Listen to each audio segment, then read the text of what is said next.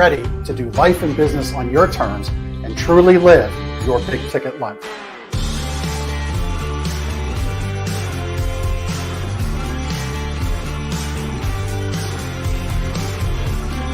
You either make excuses or you choose to level up. What amazing guests living the big ticket life. Woo! Woo! Brandon Britton here. Appreciate you having me here today, man. It's that kind of discernment, that kind of focus, that kind of forward thinking that's so important if you're going to succeed in business today. Jeff and I are like friends. We're real friends. We are and so you unlock fortune and freedom without all the stress that normally comes along with it.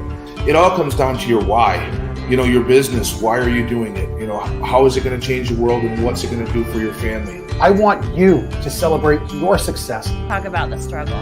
But I promise you, the story is in your struggle. They'll never be able to say that about me because people only see me working hard at anything that I'm doing whenever they see me. Focused on your success and the success of those around you. But being that constant in your community, good or bad, whether things are great in the community, bad in the community, who's steady? Unapologetically do business and life on your terms and truly live your big ticket life. What amazing guests living the big ticket life. And we discuss how they do it and the big ticket methods they use. The things that make your life successful so you do life and business on your terms. In and of itself, the only limitations that we really have on ourselves is the ones that we allow to be put on ourselves. And most people don't look at it in that perspective.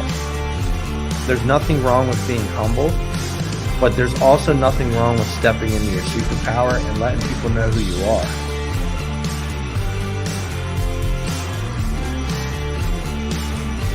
Get ready to do life and business on your terms and truly live your big ticket life.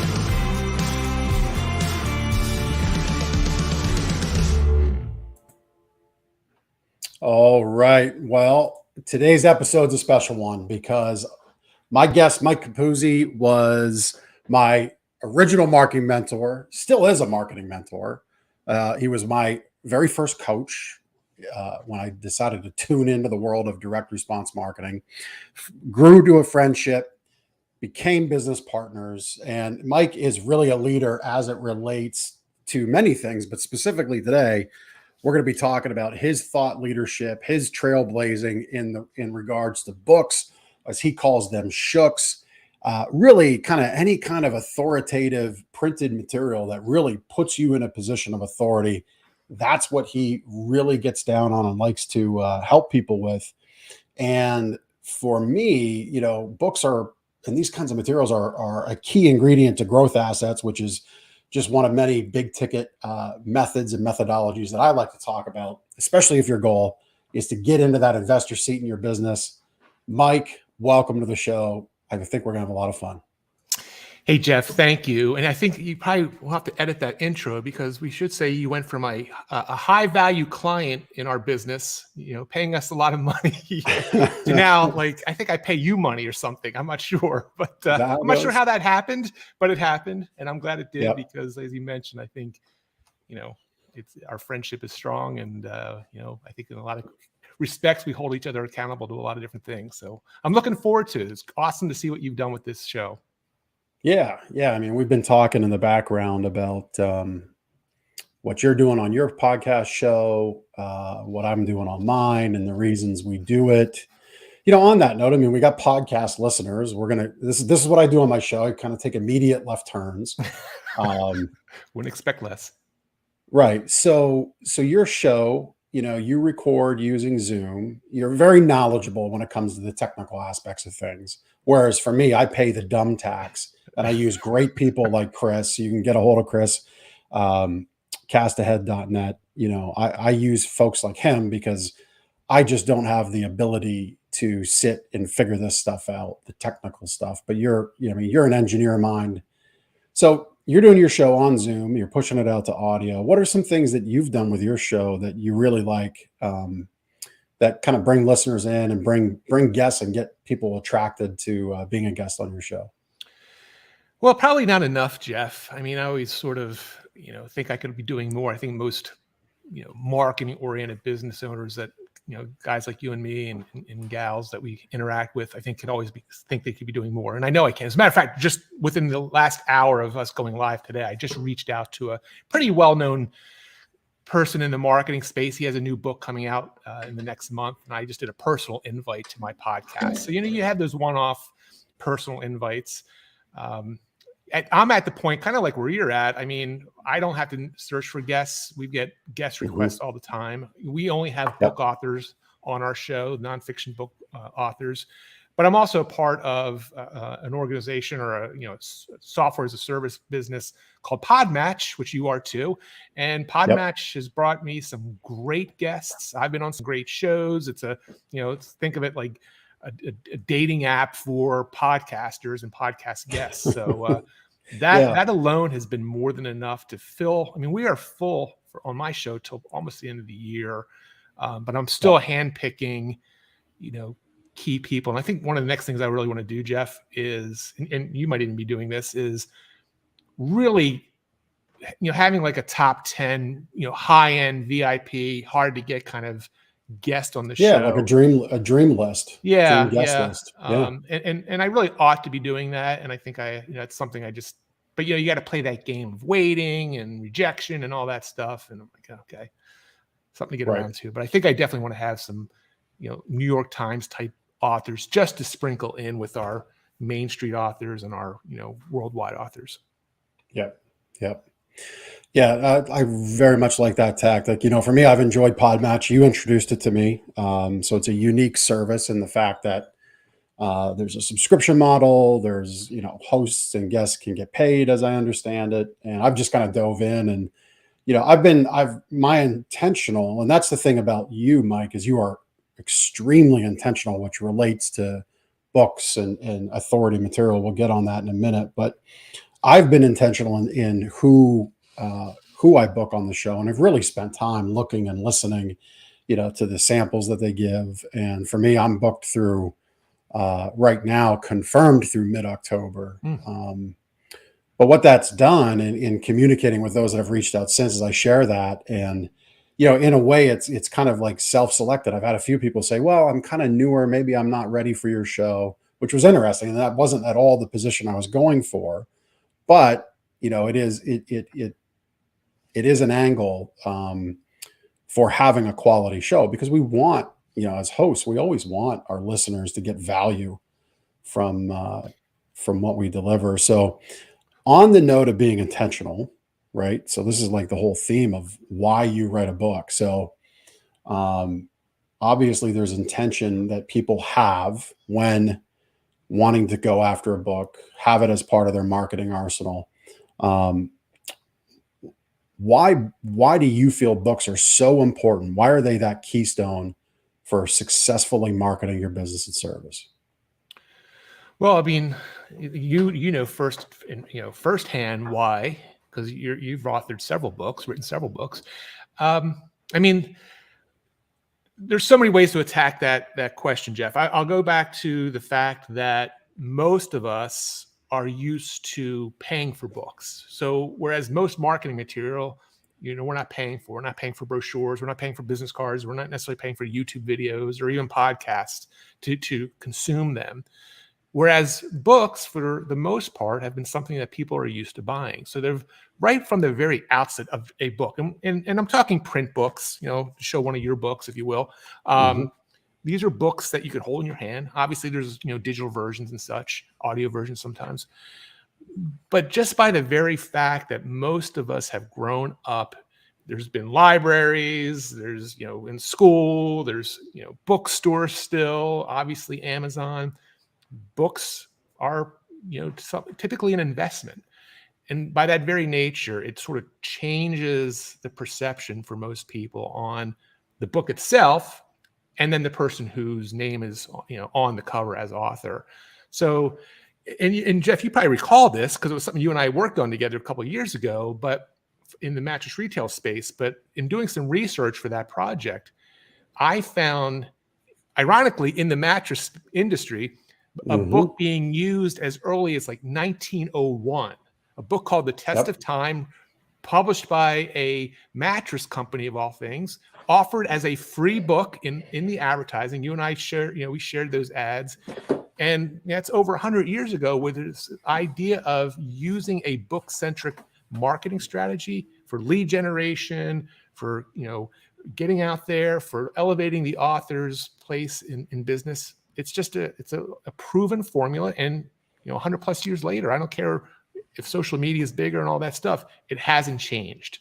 Now, maybe some of the ways we use it have, but still, being a book author of a quality book is still very meaningful.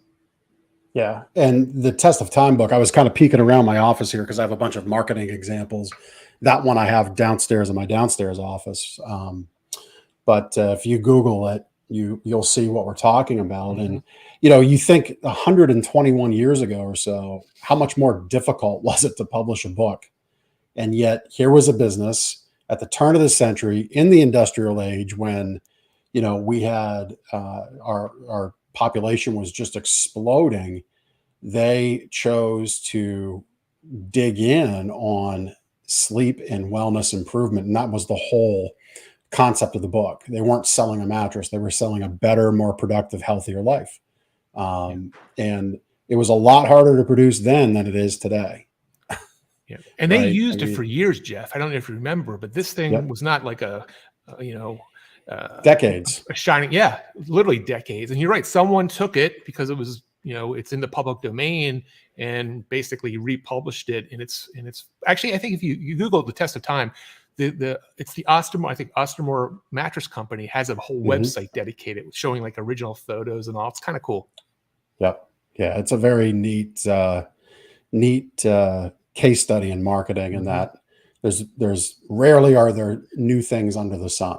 But that doesn't mean you can't use them. It means you can model it for your own success.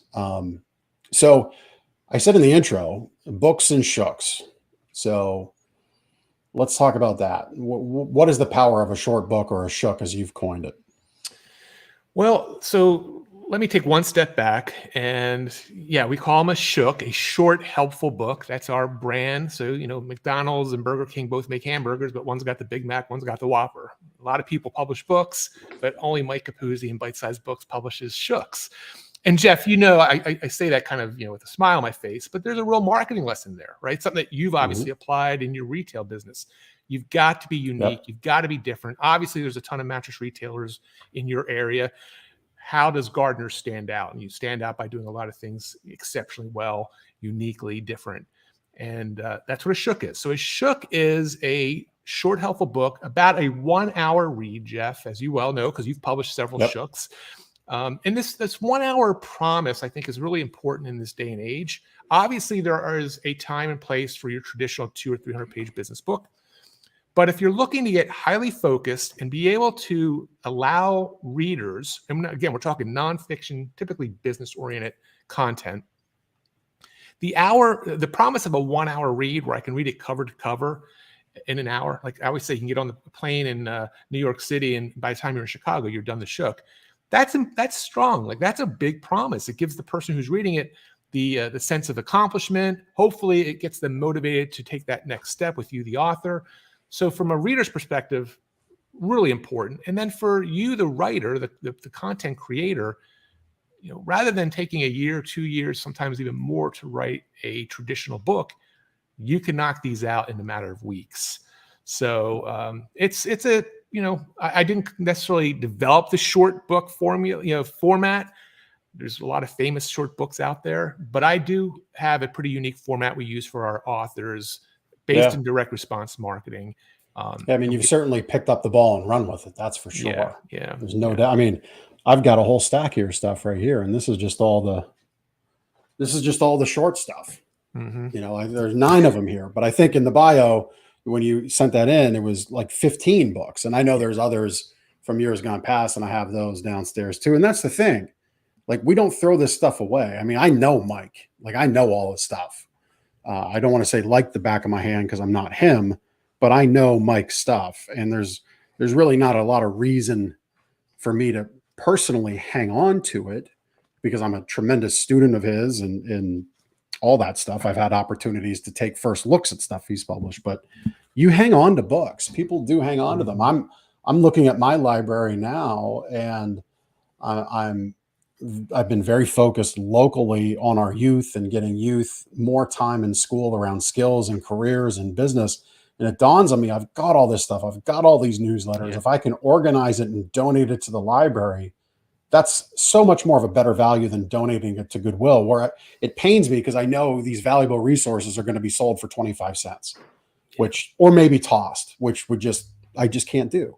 So people value books, to go back to a point you made a few minutes ago, for sure.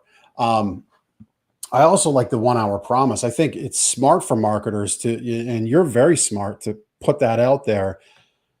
So many times, I am guilty of this. I dump on people, right? So the 1 hour promise, I think, is real smart, to where people can plug it into their day. Like if they have a time where they sit on their back porch, and that's an hour long. Well, you as a marketer could call out, hey, this is great to use in these moments, right? To digest your stuff, whether that's a book, a video series, whatever. So, well, if I can really jump like in, that. Jeff, Absolutely. going back to your point of intention, right? So one of the things that differentiates what we do for our clients is we are very, very focused on intention. We're not helping people write that memoir, or if they want to be this New York Times bestseller. We are crafting short books that are intentionally, very specific in their intentions, which is to get that small percentage of readers, from reader to customer or client or whatever it is, student, member, whatever you have in your business. And they're very intentional with that. We follow a very specific direct response formula that I've created and honed over the years in our short books. But I think your word of intention is so critical here, because we want, again, as you and I both know, there's always a small percentage of readers who are going to want more from the book author. And most authors make the mistake of not giving that pathway. They do not instruct or show interested readers what to do next if they are still interested in working with you. So, for example, and not to make this all about you, but it is your show, your shook Sleep Better. Okay, Right. so it's a great little short book that you're using in your Main Street business to help people who want to sleep better. Very great focus, great promise. But in here, you are being very intentional about what you want interested readers to do. And there's pathways in the book for interested readers to take: come to the store, get more information, etc. So you starting off today's episode with this concept of intention, I think, is really key. Yeah. Well, I think in this day and age of marketing, there's a meme that comes to mind. It's the Gordon Ramsay meme. And we sometimes curse on this show. So if you know the meme, the slogan is that it's also fucking bad. And he's just like looking at this plate of food that's left a bad taste in his mouth. And I think when you look at marketing today, to the Ostermore example, look how hard it was to publish a book 100 plus years ago, versus look how easy it is to publish a book today relative to the solutions that are available. I'm not saying book authorship should be easy and sloppy and fast, but relative, it is far easier. Today, there's so much technology that just enables people to become whatever they say, because there are apps, there are softwares, there are all kinds of things in your back pocket. As an example, my business partner Ben and I, we just interviewed this morning a VA, a graphic design, video editing VA, to work with us, actually to carve out snippets of this show.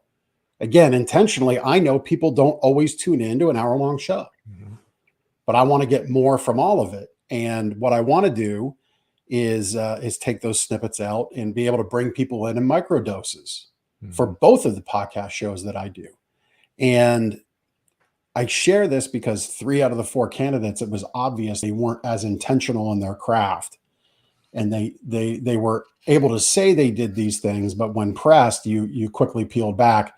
Well, they've done some app type stuff, but they really don't have the skills and abilities to pull off what we want to do.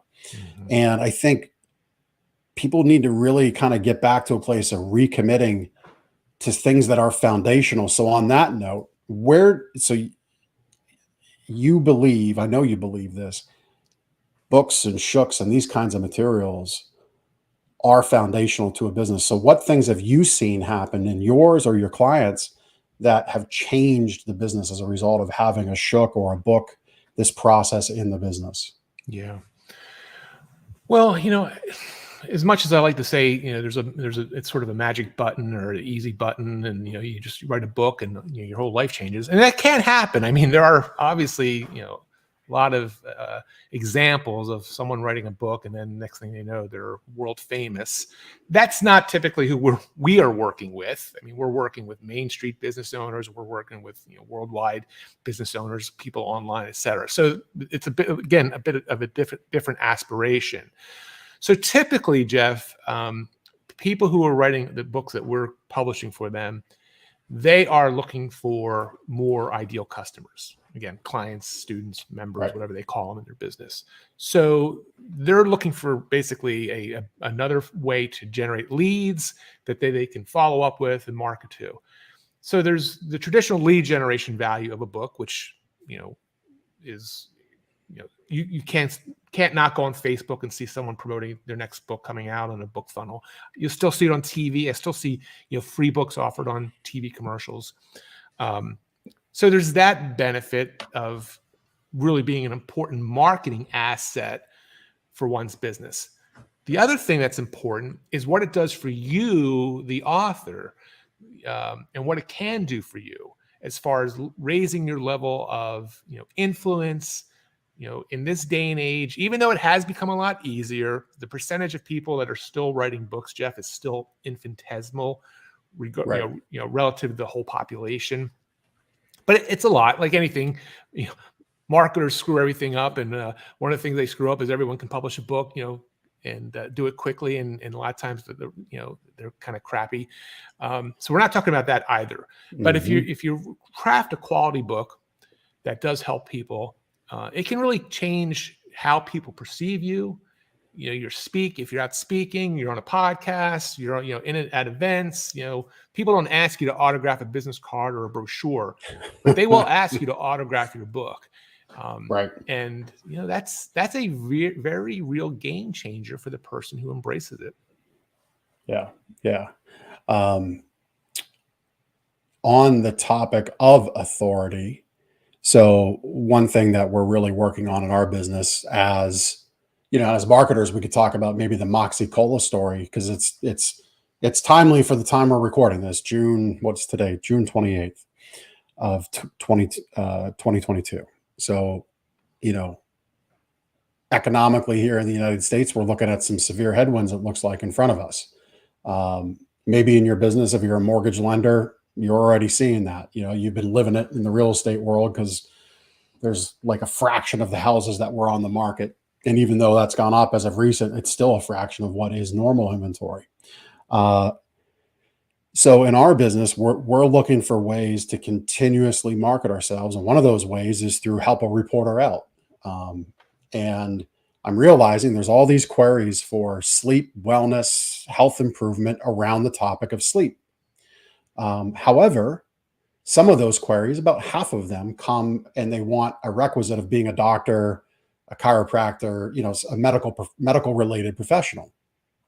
However, what no one has asked for, that I believe is a benefit, and that I believe when we continue to submit our responses to these requests, if we started out with Jeff Janakovo, the author of the book Sleep Better, while not a doctor, still felt it important for you to know X, Y, and Z as found on page 23 of his book, right?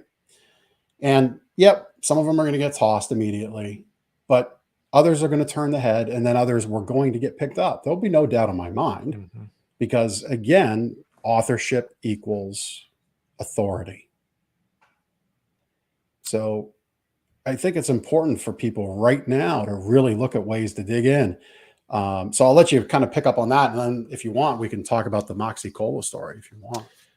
Yeah. So, I mean, it's sort of a cliche, but the word authority starts by being an author, right? Author, Mhm. authority. Um, so it is important, I think, for any business owner, Main Street retail, Main Street dentist, Main Street insurance, physician, global CEO. I think it's important. And this, this idea of, and again, Jeff, you well know this, book writing, book publishing, book marketing, it's not a short term, do it today, I'm done tomorrow, and I don't have to worry about it again, right? It is a Right. long term play, as in years. You've got Yep. books here that you've written, 6, 7 years ago, Yep. that can still be working for you. Now, again, you have to do consistent, persistent marketing with it and promotion of it. But if you do that, it's an asset that can pay off and have profitable results for years. So, I can't imagine too many types of business owners, online, offline, that could not benefit from leveraging a book and a book-centric marketing strategy. So, to your point of Moxie Cola, which is probably a name not a lot of people are familiar with, and there's good reason why. But and I wrote an article about this. It's somewhere on my blog, but I think it was like in the 1920s, 1930s, Jeff, like Moxie Cola. Prior to the Depression, yeah. Yeah, it was like Yeah. the number one soft drink, cola, in the United States, and it was everybody knew Moxie Cola, and I believe it was right around the time of the Depression in the 30s. They saw what was happening out there, and they started, instead of embracing it. Oh, there's Chris. Thanks, Chris. They started to shrink. Oh my gosh, the sky is falling. What are we going to do? We got to hunker down. And one of their competitors at the time did the exact opposite. And that competitor was Coca-Cola. So fast forward, whatever, almost 100 years, who do we remember? I think Moxie Cola is still out there. I think, matter of fact, Moxie Cola was recently, in the last few years, purchased by Coca-Cola. And the story is one of, when things are getting rough, as you mentioned, these headwinds, it's, it takes some balls, it takes some cojones, it takes some really, battening down the hatches. But if you can embrace it and double down on your promotion and marketing efforts, and let all the other companies and business owners sort of shrivel up on the side, you'll be standing that test of time. Yeah. Well, it really doesn't become a gamble. It doesn't become a will of, how big of stones you have or don't have, right? Because when you've done a good job of putting forth quality content and putting it in front of the right person, what you're really doing in a time of uncertainty is creating massive assurance that you're the right fit. And in good times and bad, money will be spent. Mm-hmm. And that's just a reality. You have to work harder at it. And why not have this lever of a book in the gumbo that should be your marketing, right? Like, why not have it be the big piece that makes people say, yeah, this is the place for me. They have the solutions I'm looking for. Right. Well, I mean, you and I are both gun enthusiasts, so to leverage a gun metaphor, if you will, it's a bullet in the gun, if in your marketing, your marketing gun, your sales gun, your business promotion gun, if you will, and it can, it has a lot of potential, but just like a gun, you got to fire it in order for it, to hit the target. I think having it as a center piece, as a keystone for a lot of businesses, can be really smart. And as you mentioned earlier, once it's done, there are so many ways you can leverage it in unique ways, so that you're really, really valuing the asset that you've created and really monetizing it across the board. So, yeah. I mean, we constantly look for new ways to use a book, which again, I would challenge everybody listening. And by the way, just another little podcasting kind of left turn or pull off. Chris, fantastic producer. You really should pay attention to the shows that he produces, because when we were talking about that Moxie Cola story, if you're listening on the audio aspect of this, he brought it onto the screen. And again, being intentional about what my viewers, my listeners get and see is important to me. Because we like, this is like TV. So it should feel and look like it. And, the quality of the experience, again, going back to the book, is so important. So one thing that I know you've had conversations with your clients about, and maybe other people that have considered working with you or that you've talked about on other shows, is the author factor, to plug your show, right? So you have the show called the Author Factor Podcast, which is a great show. But being the author of your book, so there's a number of ways to accomplish this, right? You can write it 100% on your own. You can have it ghost written. You can have it kind of be manufactured where it's a co-production. And I know at times you've shared that people are uneasy about the purity of being an author, and there's hangups around what is or isn't considered a book. So what would you say to that? Yeah, I mean, there's a lot of different things you're kind of referring to, but let's take it from one that is a very common reaction for a lot of people is, I'm not smart enough, I'm not a good enough writer, who am I to, quote, write a book? And that to me is a lot of head trash that a lot of people have. I always like to, say, hey, listen, or ask them, are you helping people in your business? Are you, speaking to them face to face? Are you doing trainings? Are you, writing a blog or whatever? Most business owners, corporate executives do help people. And if they do help people, then in my opinion, they can write a short, helpful book. They may not be able to write a New York Times bestseller and all that good stuff, or a book that, is going to change the world necessarily. But that's not the intention of these, right? The intention is to change one person's world, not the entire world. So like in your case with Sleep Better, if you can help one person, let's say, every day who's read your book, get a better night's sleep, that's a success for you. In what you were intending to do. So the first thing I'd sort of want to just squash is the head trash of I'm not a good enough writer. Again, there's a lot of resources. There's a lot of people that can help you be a better writer. So I think that's probably the biggest thing, Jeff. And then the other thing is, you're right. There are some purists.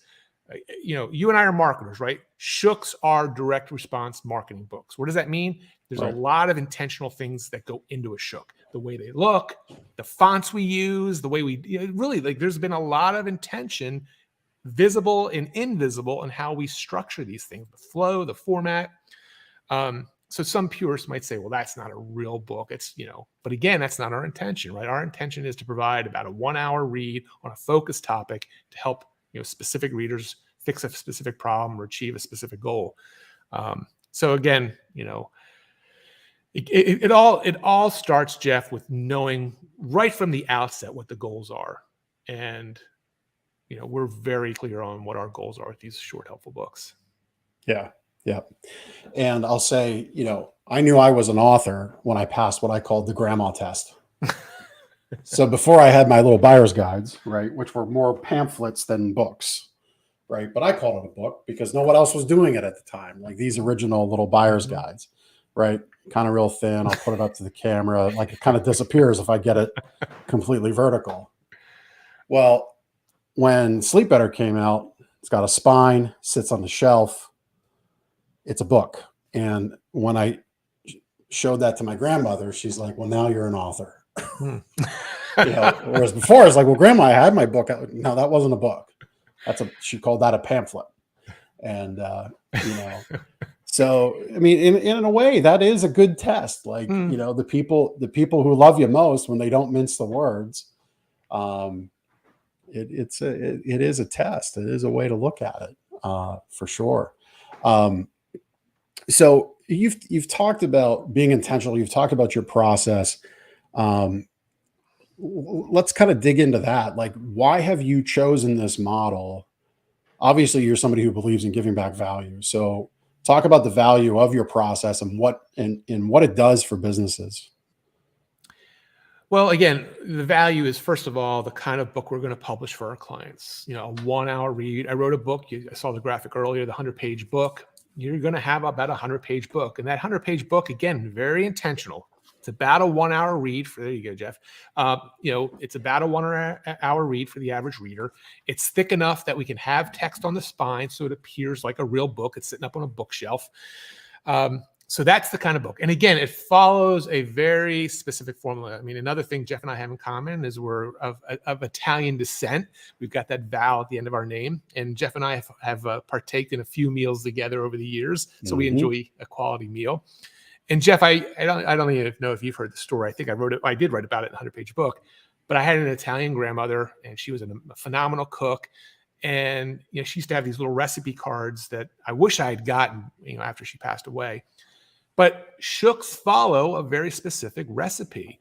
You know, I've alluded to that several times. So, in how they're structured. So, again, I think that's the first key thing, is the kind of book we're going to help people craft. The second thing that's really unique is that I work directly with all my clients, one-on-one, just like you and I are doing right now. And you know this because you've participated. You've been a client. And that's key. I'm at the point in my career where I don't shy away from that. I want to do that. This is what I like doing. So I apply 20 plus years of experience to every one of my clients' books and book marketing strategies. And I have a very unique process they work through. And if they do everything I instruct and do it in a timely basis, in about 8 to 12 weeks, they will have a shook that they can use in their business. Yeah. Yeah. Yeah. And I mean, I've seen it happen. And, you know, on that note, your business career and the intensity, the tenacity, veracity, however you want to describe it, of Mike Capuzzi out there in the space of marketing and client attraction has ebbed and flowed over the years.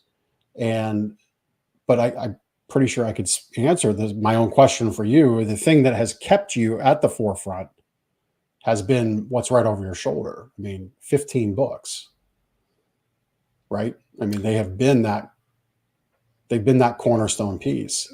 Yeah, they have. I mean, I think even the more fundamental one is this. It's a value added first mentality. As you well know, right? I do aim to give a lot of value in everything I do. And I think that's been the true cornerstone. And then on top of that are books and different things. Yeah. Yeah. But I mean, you are living what I would call a big ticket life, you know, certainly successful, but share with people watching and listening, like, the life that you've created for yourself, for your family, as a result of marketing and being a marketer. What has that allowed you to do? Yeah, it's not something I necessarily embrace enough. And you've actually, you've paused me at times and said, dude, just like, look what you've done. And I'm like, oh yeah, that's kind of cool. It's been a culmination of a lot of things over a lot of years, with a lot of input from a lot of people that you and I both know and respect. Accountability partners like you've been to me, and et cetera. So it's gotten me to a point, Jeff, where, yeah, I pretty much, well, not pretty much, I 100% live life on my terms. I work with who I want, when I want, how I want. I've got a very awesome, blessed life that I live, and I'm very thankful.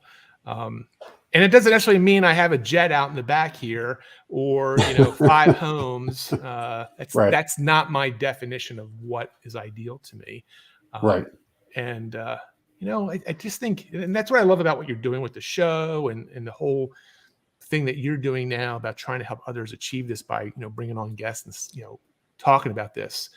But I think it's important. I think it's, at this point in my life, because I'm, a little more advanced in years than you are, there are things that I'm willing to do, that I want to do. And then there's a clear delineation of what I'm not willing to do and what I won't do and who I don't want to do it with.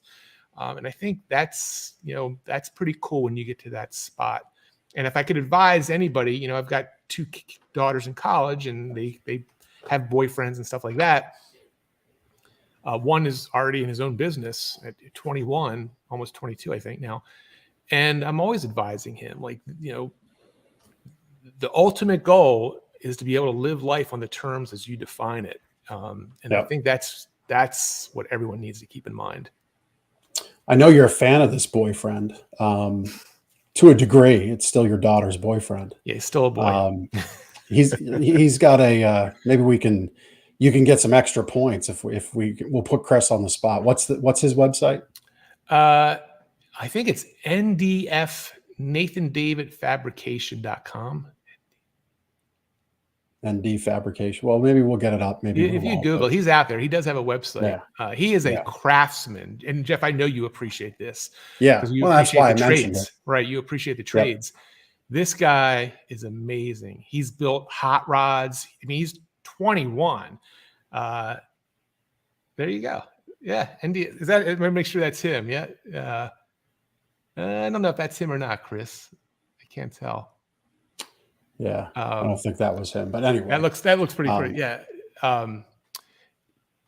Nathan David Fillion is Nate Fillion, but anyway, he's out there. But to see a young guy, to your point earlier, right, about mastering your craft, whatever that craft is. In his case, it's fabrication. That looks closer. Yep. Is pretty cool. And he makes, there you go. That's his, Chris. He makes some really amazing things. Some things that aren't that amazing because they're so industrial, but he is a true, he's a true craftsman. And if you're in the Pennsylvania area, the Southeast Pennsylvania area, he makes the most awesome fire pits. So definitely give a shout out to Nate. Yeah. Well, you'll get some brownie points. I don't know if I need brownie points, Jeff. I don't think the father has to have brownie points. Well, I mean, maybe he gives you a discount on a fire pit or something. I don't know. Yeah, I know what that discount should be. Trust me. That discount is 100%. Yeah. Well, listen, I mean, I think words and actions are 2 very different things. And this is one of my core values: actions first, words second. And like for me to think about putting Chris on the spot to bring up Nathan, to highlight him, like that wasn't planned, obviously. But it's important for me because I recognize the skill. I recognize the career he's built for himself. And if I have the moment to build somebody up, even for albeit a short amount of time, I'm going to do it. And it's one of my core values. Standing on the shoulders of giants, right? Standing on the shoulders of giants. Yeah, absolutely. I mean, another one of the core values is helping people build their own foundation for success. So taking the few minutes we have here to talk about Nathan's successes and showcase it to others, as small of a platform as I have in this world right now, so what? We're going to do it. And, there it is, NathanDavidFabrication.com. Yeah. This video will live so long as all the servers remain up, and he can share it out, and that's that. But, these are the things I believe in. And if you're a business owner, you're looking for something to say, there you go. Who you are and how you serve is something to talk about. Is it not? Mm-hmm. For sure. I mean, I would say how you uniquely serve them, and wrapping that up in examples. So is it okay if I put Chris on the spot, Jeff? Chris is up for the task. So Chris, if you go to my Facebook page, because we just posted it this morning. And again, it's the same sort of context of what you're saying, Jeff. So there's a client. He's our oldest client, Jeff. He's almost 85 years old. Oh, I saw that this just morning. Published a shook. Yep. And 85. And I tried to talk him out of it. His name's John. I'm like, John, he lives in San Diego. I'm like, and he's a retired dentist. And I could not talk him out of doing another book. This is his second book. The first one with us, but he's on our. I put a picture of him holding his book, but I again share that as an example of what you're saying, right? Of It should be. Oh, you know what, Chris? You're probably not friends with me. It's not. It wasn't a public post. Oh well. But you showed it on my testimonial page. We put it up on our testimonial page that you had earlier, Chris, with the rolling authors. But again, Jeff, my point there There he is. is. There's John, 85, almost 85 years old, and Yeah. still like, still just grinding it out and trying to help others. I had to do a shout out. I mean, how can you not love a guy that is 85 years old trying to help people understand the power of solar energy? And he's not looking to lighten up. So yeah, I think it's important for showing, how you help others and doing it. Yep. Yeah. So as we kind of come to the top of our time together, so we've worked together around Sleep Better, authoring Sleep Better, bringing that forward, but we brought it forward in a very unique way. We brought it forward, really kind of building that investor seat around the book first, because Sleep Better was really kind of designed. If I'm going to peel back the curtain a little bit and give some inside baseball, we designed that to be a licensed item to the retail mattress and furniture industry, to make other mattress retailers be authorities in their own market. And you've done this a handful of times. So let's talk about that, because I think that might be the thing that can push an enterprising mind over the edge, that if they have opportunity to help, not just make money, but truly help their industry, their vertical that they're in. And I'm looking at what was the gentleman's name that's 85 that wrote the solar book? John Cunningham. John. So the Apex group that I'm a part of, there's a ton of solar guys in there. They could be John's great grandsons, quite honestly, because they're in their early 20s to like late 20s, at least grandson. And, all the things they're doing are great. There's no doubt they've built a machine online with digital media. I'm not going to argue that. But the plus factor, when everybody else is doing digital media only, the plus factor of laying a solar book in front of your prospects is incredible. So like, if John's the guy that's not going to stop, he might think about that. But let's talk about the licensing model behind your book, because I know you've done that a few times. Yeah. So it's a very unique side of our publishing business. It's a very profitable side of our publishing business. And in a nutshell, what the idea behind it is, Jeff, is when you have a subject matter expert like Jeff Giannakovo on how to sleep better, that subject matter expert writes a book, and typically it's a book that he or she is using in his or her own business. Okay, so you obviously use it in your Gardener's Mattress and More business. That is again a very valuable asset, and it's has a lot of appeal for other independent mattress retailers, in your case, around the country, who love the idea of being a book author, but just for whatever reason, some of that head trash we talked about earlier, they just don't have the time, whatever, they're not ready to write that book. Yeah. So the idea is we've created a book that can be customized, we call it more like personalized, to other people in that niche, again, in your case, mattress retailers. And we allow them to license it on an area exclusive basis, meaning that, two people in two towns next door to each other can't have it necessarily. And it really does a fast track of allowing these people to personalize the book. Their information is in it, their story's in it, but the crux, the main matter of the book doesn't change unless it's needed to. And it allows them to have a book and all the book marketing assets that we've created for them very quickly, very efficiently, and a lot of times very cost effectively.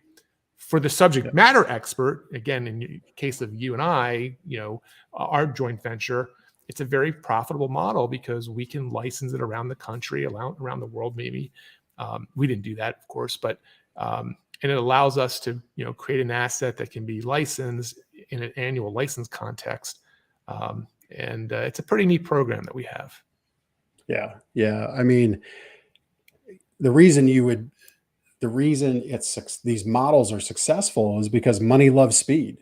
You have a path of 8 to 12 weeks to become your own author, but in 8 to 12 days, if you sit down and Not again, even. Mike is, Not even. I mean, you're very intentional in the way you build the support around the licensable Yeah. book. It's literally hours, Jeff, as you, Yeah. again, it's a couple hours, and Yeah. I was more like kind of talking about having artwork back and getting it you know, to them and all getting that. the first But sample shipped, it's etc. quick. Yeah. And listen, the fact of the matter is, this goes back to that squeamish thing you talked about earlier. Some people say, "Oh, I didn't write the book." Well, I always say, listen, the book is meant to help people get the spotlight off of you and what you haven't done or should have done or whatever. It's meant to help people, again, in your case, to have a better night's sleep. And if you don't do it, they're not going to get that necessarily. So, and a lot of business books are ghost written. Ghostwriting is a very common thing. It's nothing to be afraid of. And you're right, money loves speed. So, sitting there thinking about a book that you're going to write and maybe write, and then it takes 2 years to write versus, in a month having it and that, being out there using it, there's no comparison in my opinion. Yeah. Well, I mean, I'm digging into Alex Hormozy's book, $100 Million Offer, right? And I'm reading it and I'm seeing all these dog whistles of other marketers, right? And this is not a knock on Alex at all. This is a statement of you listening, watching, get over your own head trash about, I don't have value. I don't have a lot to say, because there's a lot of references in his book about other greats. We said nothing new under the sun, right? He talks about Dan Kennedy in that book. I've seen a little bit of Frank Kern influence in that book, a little bit of Russell Brunson. And there's nothing wrong with that. You get paid for the information and the way you accumulate it and present it to the person in front of you. And ultimately, if you're better at doing that than the next person, you win. I mean, look at all of the big tech successes that aggregate cars and spare rooms in people's houses. Hilton's spinning in his grave. He had to own property and employees. Airbnb makes hundreds of millions, if not billions of dollars a year, and they don't own anything. They just were better at organizing the desire to get a vacation in easily in a fun place. So as a book author, just really think about a potential book author, really think about the reality that if you can win prospects day to day, face to face, you can win them in print. There's no doubt in my mind. It's just, you're changing the media. That's all it is. It's a media position change, which so many people get confused on nowadays. I agree. I definitely agree. And, I think if you can, again, if you can get out of your own space of how you think a mattress retailer, a physician, a dentist, an insurance agent, whatever it is, should act and should behave and how they're supposed to be perceived, and really figure out unique ways that you can change that. Again, in the context of being helpful, authentic, integrity-based, all that.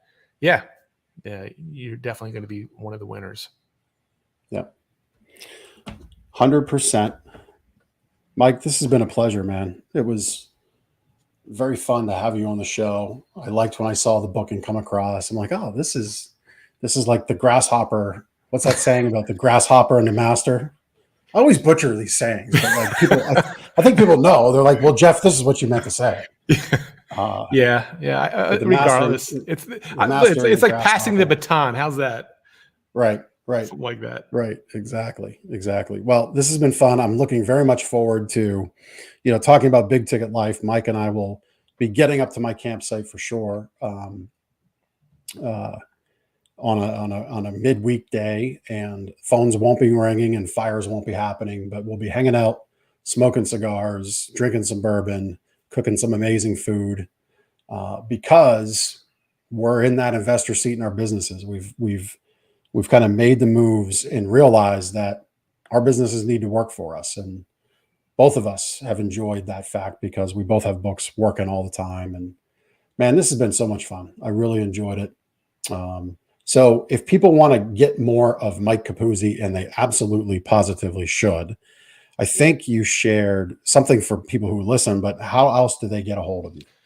Yeah, I mean, Chris is showing my main website that's been around forever, MikeCapuzzi.com. Our publishing website is bitesizedbooks.com, and the authorfactor.com is my podcast.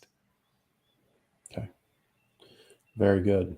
Well, there you go. Authorfactor.com, MikeCapuzzi.com, or bitesizedbooks.com. If we've so inspired you to, in this hour, write a 1-hour book, you should definitely go there. And Mike does have a little something for you listening. Go to MikeCapuzzi.com. See, I'm doing the work for you there. Well, we have a hidden link there, but if you go to MikeCapuzzi.com, there's 3 shooks that you can read online for free, Jeff. /magic. You're probably in a couple of them, but as far as being sort of featured, but yeah, MikeCapuzzi.com /magic. Yeah. You'll unlock some bonuses there that Mike has for you. Mike, it's been a joy, man. Looking forward to seeing you in person up at the campsite. We'll definitely kick back and talk about a bunch of different stuff: books, marketing, life, bourbon, cigars, you name it. We'll have fun. All right, Jeff. Hey, appreciate it. Thank you very much. Yeah, thanks. And we'll see you on the next episode of The Big Ticket Life. Take care. Thank you so much for taking the time to listen to this episode of The Big Ticket Life. You've heard from another amazing guest living their own big ticket life, and now it's time to live yours. First, I'd love for you to take me up on my free gift to you. Claim your gift at gift.thebigticketlife.live. That's gift.thebigticketlife.live. See, all your life you've been told what is and what isn't possible by the loudest voices from the cheapest seats. It's time to finally do life and business on your terms. Sure, you've heard similar things, but without clarity on what can be done, it's easy to have your customers, employees, maybe even partners, and your spouse keep you from truly living a big ticket life. My big ticket methods shift you into that investor seat in your business, away from commodity and away from competition, into a market of one, so you can finally live your own big ticket life. So my gift to you is for you to book your discovery call today, where we'll uncover first the Chivo behaviors, those chief everything officer behaviors that hold you back, and why moving into the investor seat in your own business is critical. 2, we'll uncover the premium position that's up for grabs right now in your market that you're missing out on. And 3, which big ticket methodologies are just waiting to be dropped into your business to explode your sales and profits. So again, thanks for listening to this episode. I'd love for you to take action right now. Accept this gift, book your call, go to gift.thebigticketlife.live. Again, that's gift.thebigticketlife.live.